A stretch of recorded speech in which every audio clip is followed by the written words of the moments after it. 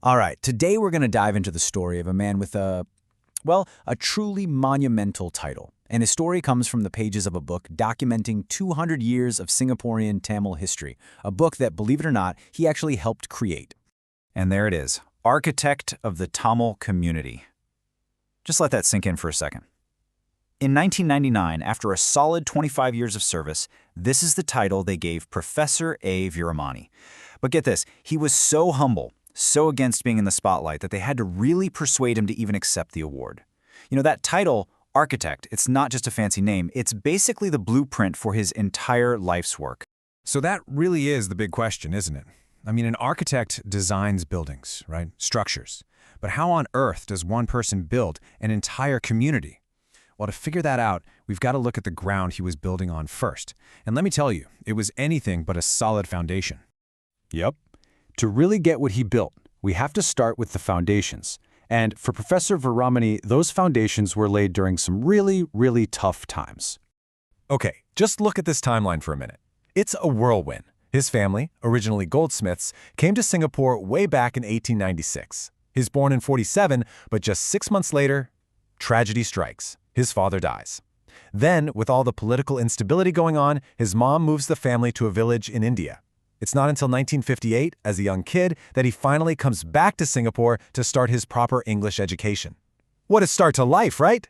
And that time in India, it was just brutal. We're talking about extreme poverty.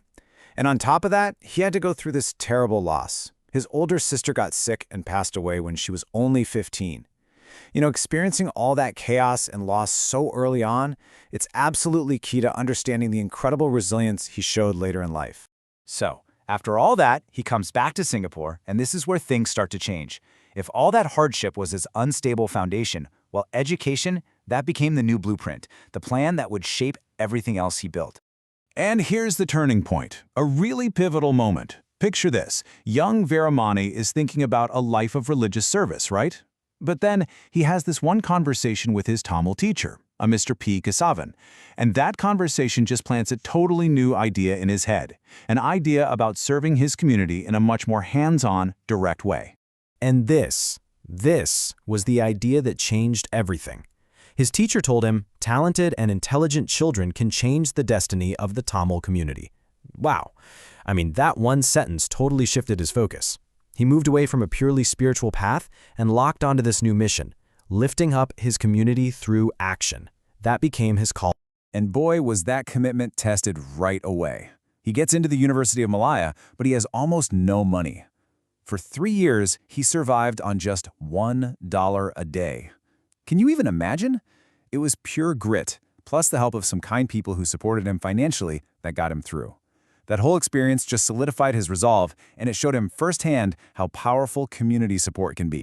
Okay, so now he's got his degree, and Professor Viramani doesn't just, get a job and join the community. No, he starts building it, laying the bricks for key institutions right from scratch. His first big project, that was back in 1975. He founded the Tamil Language Society at the University of Singapore. He basically saw this gap. There wasn't a place for Tamil students to really dig deep into their language and culture at an academic level. And it wasn't easy. He had to fight off some serious opposition to get it done. But he did it. You could say this was the very first pillar he put in place. But he was also super practical. To make sure this new society would have students in the future, he started running tuition classes for pre-university kids, right there on campus. The university students did the teaching, which was brilliant. It helped the younger students with their studies, and it made them feel like they were already part of the university. And the craziest part? Those programs are still going today. That's long-term impact. Okay, now just look at this number, 25,000. Between 1982 and 1987, working with the Tamils Representative Council, he set up this education program that trained 600 volunteers. And together, they helped 25,000 students pass their exams. I mean, the scale of that is just mind-blowing. This isn't just laying a few bricks, this is building on a massive, massive scale. So next, in 1988, he shifts his focus to the Singapore Tamil Youth Club, the STYC. Now, the club was kind of struggling at the time, but he came in as an advisor and just completely revitalized it. He turned it into this incredible engine for his community building vision. And here you see the architect in action again. See, he didn't just show up and start telling people what to do. Nope. He created a blueprint. He literally wrote the STYC's manifesto, a whole document that laid out its mission, its rules, its entire structure. This gave the club that solid foundation it needed and a clear path forward, which really empowered the young people to take the lead themselves. And wow, did it work! The results really speak for themselves. With that new structure in place, the STYC just took off. They started setting up branches all over Singapore, running story hours in libraries, putting out a youth magazine, staging plays every month, holding huge annual conferences, publishing books. I mean, the list goes on. By 1996, they'd even bought their own office. It was a total 360-degree approach to community building.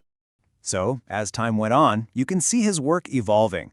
The architect started shifting from building institutions for the here and now to building a legacy for the future. He wanted to make sure his community's story would last. And that brings us right back to where we started. This book, Singapore Tamils 200, is one of his latest projects. As the editor-in-chief, he helped put together the stories of 200 notable Tamil figures. It's this incredible, permanent record of the community's contribution to Singapore, all done to mark the country's bicentennial. And just think about what that means. A good architect builds something that stands long after they're gone, right? Well, by putting these stories down on paper, he was building a historical record. It's a structure made not of steel and concrete, but of words and legacies, something that makes sure the next generation knows exactly whose shoulders they're standing on. So, when you step back and look at the whole picture, what exactly did Professor Veeramani build? What's the final structure? What is his lasting impact? And here's what I think is the most brilliant part of his design. In almost all of these projects, he deliberately chose to be an advisor, not the guy in charge. Think about that. He created the vision, he wrote the blueprint, he drew up the plans, and then he handed the tools to others and empowered them to do the building. He wasn't trying to build a monument to himself, he was building a community that could sustain itself. Ultimately, his life's work really shows us something powerful. It proves that one person's vision, especially when it's built on a foundation of real resilience, can literally construct a community's future. And that kind of leaves us with one final question to think about, doesn't it? His story shows it takes vision, resilience, and a deep desire to empower other people. So it makes you wonder, in our own lives, in our own communities, what are we building, and what kind of architects are we trying to be?